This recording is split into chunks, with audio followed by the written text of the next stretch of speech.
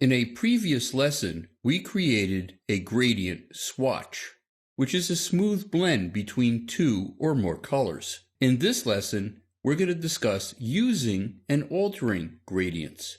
If you'd like to follow along, go under the File menu to Open, and in the Sample Files folder, scroll down to 1304, Working with Gradients, and just click Open.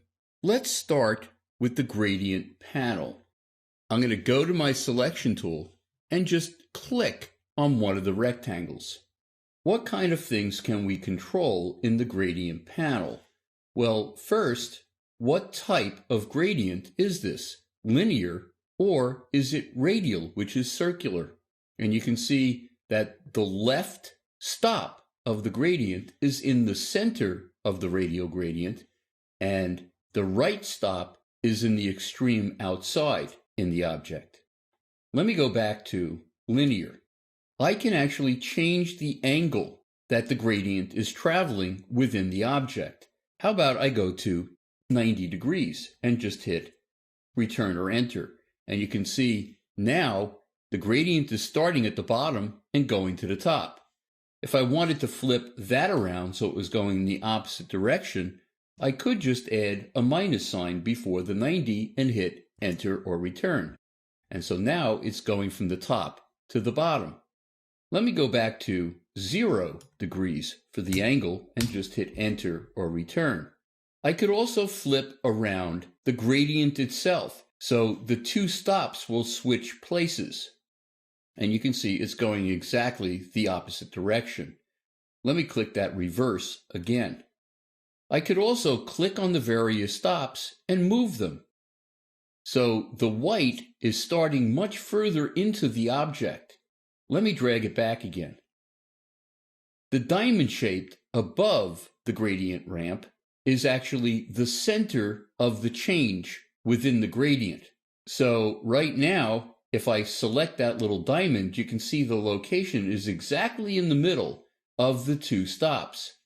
But if I click and drag that diamond, it's skewing the change further towards the direction that I'm dragging it. Let me go back the other way. And you can see that now the center of the change is much further towards the black stop. Let me go back to 50%. I'm just going to type 50 in the location field and hit enter or return. You can save gradients as swatches. All I have to do is go to the swatches panel, and I could just go under the options menu of the panel to new gradient swatch. Whatever gradient I've created, I could now name and save. But I could also do this. I'm going to go to the gradient panel again and click on the filled in gradient icon and drag it over the top of the swatches panel. And now just find an insert point for my gradient. If I wanted to change the name, I could just click twice on the name and name it. Now I have it as a swatch to apply again and again.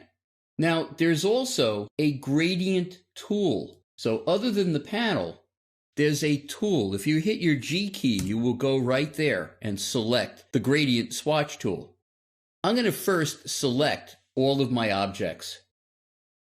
Go back to the gradient tool. And I'm going to click and drag. And when I do that, where I clicked first is where the gradient is going to start.